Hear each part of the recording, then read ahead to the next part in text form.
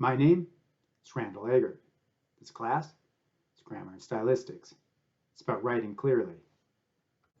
Prescriptive rules.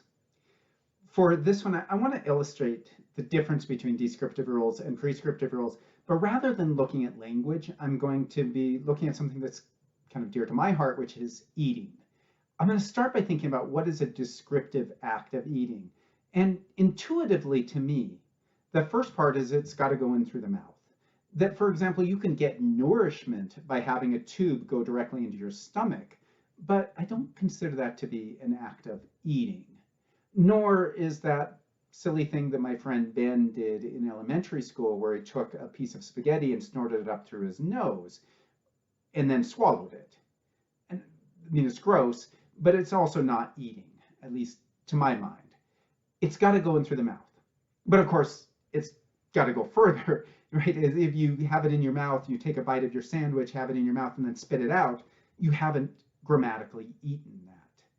Nor if it gets down into your throat and then you cough it back up. It's got to get down through the throat into the stomach. So it goes in through the mouth, down the throat, into the stomach. Those are the parts of a grammatical act of eating. That seems to be necessary and sufficient to my mind. Very simple.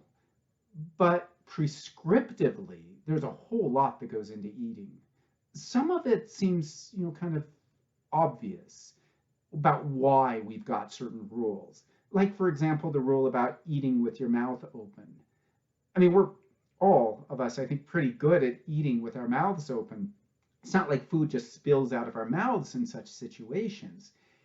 But the point is that when we've got food in our mouth and it's open, the person across from you can see that semi-masticated food.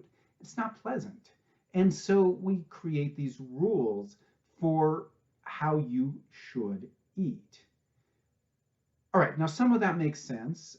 Another one that would make sense is you don't eat with your hands. So for example, you don't go into a nice restaurant, order a steak, and then pick it up and start, right? Again, that's kind of gross. It's better to use your utensils, right? But others of these conventions are a little arbitrary. So for example, imagine eating soup. You sit there, you spoon it into your mouth, right? But my question is, you're spooning it with your right hand. Where's your left hand? Well, in the United States, it should be in the lap. But in France, that would be considered impolite.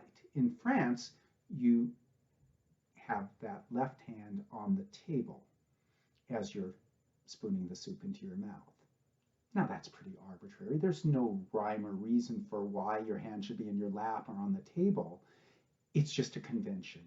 And there are other conventions, like for example, if you're eating a steak again, in the United States, fork in the left hand, knife in the right hand, you cut off a piece, and then you put the knife down, switch hands, and eat it. In France, same thing. You'd start the same way, fork in the left hand, knife in the right hand, carve it up, but then you just keep the utensils in the same hands, you eat, and then you begin again. That's how you do it in France, not how you do it in the United States, right? So we have different conventions. And there's also a hierarchy to them, that how we eat partly depends on the context and how polite we're being. So for example, you go to a steakhouse, you're expected to eat with a fork and knife. You go to McDonald's, you're expected to eat with your fingers. It would be odd to go to McDonald's, have your Big Mac, and start carving it up with a fork and knife, right? So context is different there. Or imagine you go to a restaurant and you've got two forks, one for the salad, one for the main dish.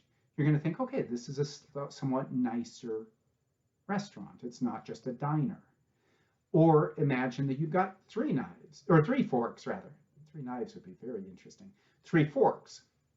That's an even nicer restaurant, right? And you can judge people have said that you can judge the quality of the restaurant by the number of forks they give you. Now, imagine that you're having a dinner party. Sometimes I like to go all out for my dinner parties, right? So I'll have my fine china, I'll have the silver out, I'll have my wine glass, my water glass, a nicely folded napkin, and all of that. It's kind of makes it a special occasion, and it shows your friends that you've invited that you took some effort for them. That can be really fun to my mind.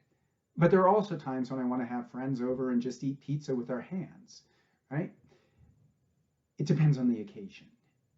And I also recognize that I might go a certain distance, but I probably won't go all the way. So for example, I might have that wine glass and that water glass, but I probably won't have two wine glasses, one for red wine and one for white wine. Or actually, I know I won't because I've only got one set of wine glasses, right? And actually, I have never been able to tell the difference between a white wine glass and a red wine glass because I just don't care enough, right? So that's what I'm getting at, is that bring this back to language, that when we write, we get to make those choices about how formal we want to be. Now, to some degree, the choice is made for us. When you begin writing an academic paper, it's already understood that you're going to have a fairly high level of formality, that you're going to be using standard English.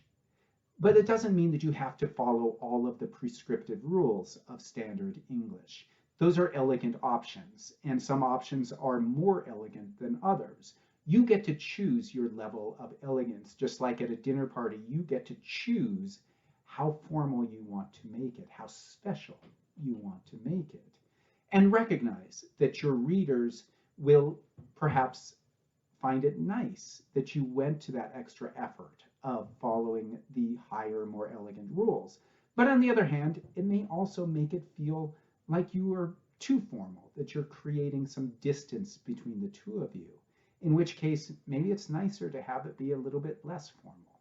Now, obviously there are times when you're going to be extremely informal, like you're writing a text message to a friend. If you were to follow the highly elegant options, that would be weird, right? Your friend would think it was odd that you were using whom in a text message, right? So context obviously matters.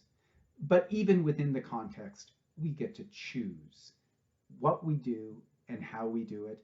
And we make those choices in part in terms of how we want our readers to perceive us.